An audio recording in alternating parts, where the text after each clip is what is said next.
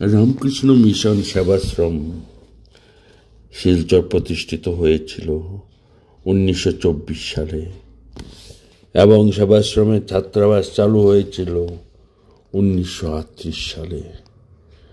আমি 2016 সালে ষষ্ঠ শ্রেণীতে এই ছাত্রাবাসে ভর্তি হয়েছিলাম। 2021 সালে আমি মাধ্যমিক পরীক্ষার্থী ছিলাম।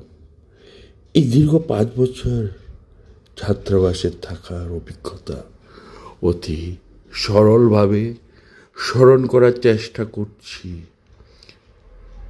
গিয়েছিলাম শিলচরের আবহাওয়া পরিবেশ আমাকে বারবার টেনে আনছিল। ভাবছিলাম, চিন্তা করছিলাম, কয়েক বছর আগে স্বামী বাণীশানন্দ মহারাজের সঙ্গে নিয়ে মনোরঞ্জন মহারাজকে সাথে নিয়ে আমরা একবার শিলচরে গেছিলাম। তখন ছিল সেখানকার অধ্যক্ষ স্বপন মহারাজ, রামকৃষ্ণ মিশন শিলংয়ে থাকতো। ছোটবেলা থেকেই স্বপন মহারাজ, মৈতুষ মহারাজের সঙ্গে আমার পরিচিত ছিল এবং শিলংয়ের সঙ্গে শিলচরে একটা অঙ্গাঙ্গিভাবে জড়িত থাকত। এবং পরবর্তীকালে যখন পূজনীয় চন্দন মহারাজ, স্বামী দেবদেবানন্দজি মহারাজ আমাকে অনেকবার বলেছিলেন, তুই শিলচরে চলে আয়, কিন্তু বিধির বিধাতায় আমার যাওয়া হলো না। যাই হোক, শিলচর যখন কোনো সময় পেয়েছি বারবার ছুটে যাবার চেষ্টা করেছি। এবারও সৌভাগ্য হয়েছিল, তাই বারবার মানস মনোনয়নে ভাবছিলাম, চিন্তা করছিলাম, দেখছিলাম ও হোস্টেলের কথা।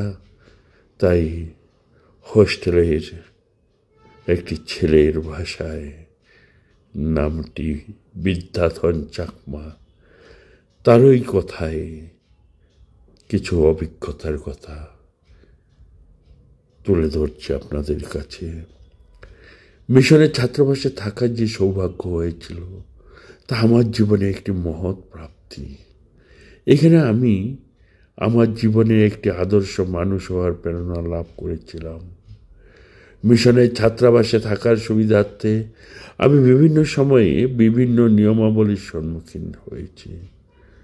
যদিও প্রথম দিকে সেগুলি কঠিন মনে হলো, পরে তা স্বাভাবিক ও আনন্দদায়ক হয়েছিল। প্রতিদিন ভোর 4:30 বিছানা ছাড়তে হতো। এরপর মুখ হাত ধুয়ে মন্দিরে যাওয়ার জন্য তৈরি হতে হতো। মন্দিরে মর্নিং প্রেয়ারে যেতে হতো। তারপর সকালে টিফিন খাওয়া, পরে মাঠে গিয়ে সমবেত যোগ ব্যায়াম করতে হতো।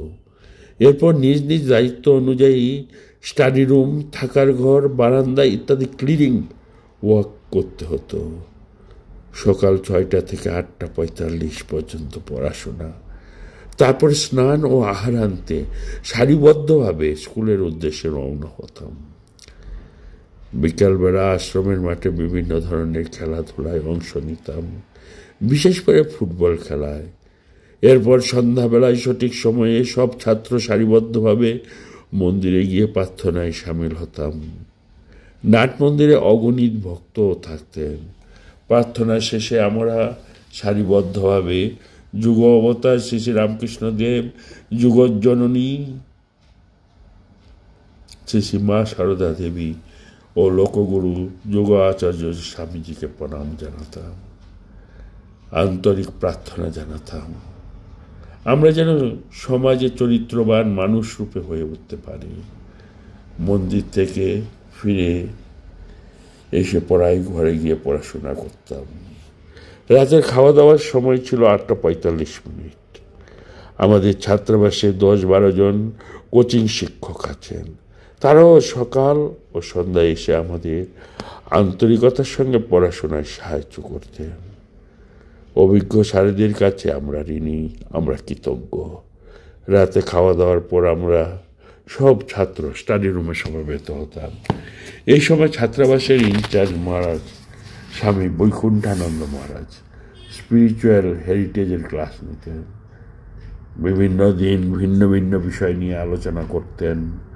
শেষে ঠাকুরমা ও স্বামীজির জীবনের সুন্দর সুন্দর ঘটনাগুলো বর্ণনা করতেন। এই ক্লাসে 50টি জাতকের গল্প শোনার সুযোগ হয়েছিল আমাদের। কোনো কোনো দিন মহারাজ উপনিষদের শিক্ষাগুলোকে সুন্দর সুন্দর গল্পের মাধ্যমে আমাদের বুঝিয়ে দিতেন। ক্লাসে বসে ভাবতাম জীবনে কত জিনিস অজানা থেকে গেল। যত্নশীল আমি কিন্তু পরে জীবনটাকে সুন্দর রূপে গড়ে তোলার জন্য অগ্রসর হয়েছি। মহারাজদের আলোচনার শোনা মূল্যবোধের পাথেয়গুলো জীবনে গ্রহণ করেছি। পূজনীয় মহারাজ এই হেরিটেজ ক্লাসে প্রায়ই বলতেন সময় অনুবর্তিতা, নিয়ম অনুবর্তিতা এবং আনুগত্য, এই 3টি মূল্যবোধের কথা। ছাত্রাবাসে থাকাকালীন সময়কে কার্যকরভাবে পরিচালনা করার গুরুত্বটাও উপলব্ধি করেছি। গ্রামের বাড়ি ছেড়ে দূরে এই শহরে এই ছাত্রাবাসে থাকাটা মাঝে মাঝে চ্যালেঞ্জিংয়ের সম্মুখীন হতে হয়েছে, কিন্তু আশ্রমে মহারাজদের সহায়তা ও বন্ধুদের আশ্রয় আমার কোনো সিদ্ধান্ত পিছু হতে হয়নি। ছাত্রাবাসে বিভিন্ন জায়গা থেকে আসা জনজাতি যেমন রিয়াং, চাকমা, খাসিয়া, চড়াই, ত্রিপুরী এবং বর্মন প্রভৃতি সমাজে বন্ধুদের সাথে একসঙ্গে থাকা এবং পড়াশোনা করা, একে অপরের রীতি নীতি, সংস্কৃতি, ভাষা, উৎসব ইত্যাদি লাভ করেছিলাম। ছাত্রাবাসে থাকার পরিপ্রেক্ষিতে একে অপরকে সহযোগিতা করা, সঙ্গবদ্ধ ভাব, একতা ইত্যাদি গুণ যত্নসহ নানা বিষয়ে দক্ষতা অর্জন করেছিলাম। আমাদের ছাত্রাবাসে বড় বড় 4টি রুম রয়েছে। প্রতিটি ঘরে 16 জন করে থাকতাম। প্রতি বছর আমাদের একটি ক্লাস থেকে উপরের ক্লাসে ওঠার সাথে সাথে রুমেরও পরিবর্তন হতো। আশ্রমে যখন অন্য সেন্টারের মহারাজরা বেড়াতে আসতেন, আমাদের হেরিটেজের ক্লাসে তারা নানা ধরনের গল্প শোনাতেন।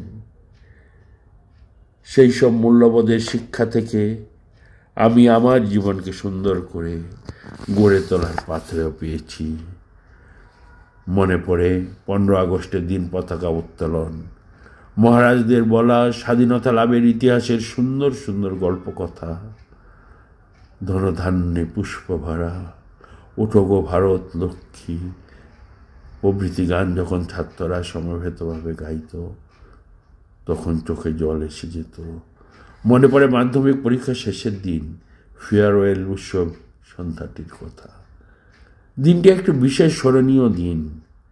আশ্রমের মহারাজ বৃন্দ এবং প্রত্যেক অভিজ্ঞ কোচিং শিক্ষক যেমন সমীরণ বাবু, রমাকান্ত বাবু, দীপক স্যার, রানা স্যার তাদের জীবনের অভিজ্ঞতা থেকে আমাদের চরিত্র গঠনের কথা বলতেন। মনে পড়ে শেষে দুর্গাপূজার সময় আমরা 10ম শ্রেণীর ছাত্ররা সবাই ভোর 4টায় স্নান করে পূজা মণ্ডপে পূজার ফল কাটতে যেতাম। প্রতিদিন জগন্মাতার পুষ্পাঞ্জলি দিতাম। দশমীর দিন সন্ধ্যায় অপরাজিতা গাছের অংশ দিয়ে রাখি বাঁধতাম। ওইসব আনন্দের দিনগুলো আজও অতীতের মধুর স্মৃতি হয়ে গিয়েছে। ছাত্রাবাসে থাকার অনুভূতি যে কতটা, সেটা ছাত্রাবাসের প্রাক্তন হলেই অনুভব করা যায়। ছাত্রাবাসের জীবন শুধুমাত্র যে বাহ্যিক প্রভাব বিস্তার করে এমনটা নয়, আধ্যাত্মিক দৃষ্টিভঙ্গিও বদলে দেয়। তাই আমাদের ছাত্রাবাসে প্রতিদিন সকাল সন্ধে শিশু ঠাকুর, শিশু মা ও স্বামীজি সম্পর্কে আলোচনা হতো এবং এতে আমরা মহা আনন্দ লাগতো। স্বামীজি বলতেন, মানুষ চাই, মানুষ আর সব হইয়া যাইবে। এই কথাগুলি নিয়ে আমি খুব ভাবতাম, আমি কি মানুষ নই? পরে বুঝেছি একজন সৎ চরিত্রবান মানুষও হওয়াটাই প্রকৃত অর্থে মানুষ। যাই হোক, আমি শিলচর রামকৃষ্ণ মিশন সেবাশ্রমের ছাত্রাবাসে পড়াশোনা করতে পেরে নিজেকে ধন্য মনে করি। আমার জীবনের সেরা অংশ হলো মিশনের ছাত্রাবাস জীবন। শিলচরের আলো, বাতাস, জল, পথঘাট, শিক্ষা প্রতিষ্ঠান, স্বাস্থ্য পরিষেবা প্রভৃতি বিষয়ের সঙ্গে মানুষজন, রান্নাঘরের কর্মীবৃন্দ, সনাতন দা, অনিল দা, আরও অনেকে আজও আমার কাছে আপনজন। তাদের স্নেহ ভালোবাসার কথা নিয়ত এসে যায়। তখন মনে হয় সেই পুরানো দিনগুলো যদি ফিরে পেতাম তবে কত আনন্দ হতো। শ্রী জগন্মাতার কাছে এই রামকৃষ্ণ মিশন এবং তাদের দ্বারা পরিচালিত ছাত্রাবাসের দীর্ঘায়ু প্রার্থনা করি, আন্তরিক প্রার্থনা করি। রামকৃষ্ণ মিশনের সঙ্গে যুক্ত মহারাজ বৃন্দ, ভক্তবৃন্দ, শিক্ষক মণ্ডলী এবং ছাত্ররা সকলেই সুখে ও শান্তিতে এই সংসারে থাকুক।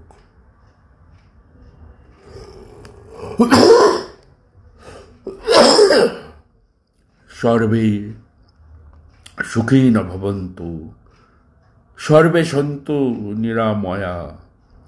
ওম শান্তি, ওম শান্তি, ওম শান্তি।